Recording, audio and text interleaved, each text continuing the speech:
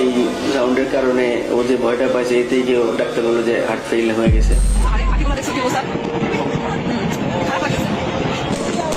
আপনি বেঁচে থাকতে কেন একজন সঙ্গীর পরিবার কষ্ট পাবেন? আতশবাজি আর বীজের প্রতি তরুণ তরুণীদের আসক্তি বেশি লক্ষ্য করা গেছে। আপনি বেঁচে থাকতে কেন একজন মুসলিম মুসলমান কারাগারে কষ্ট পাবেন? কিয়ামতের মাঠে উঠবেন তখন আরো 5টা প্রশ্ন।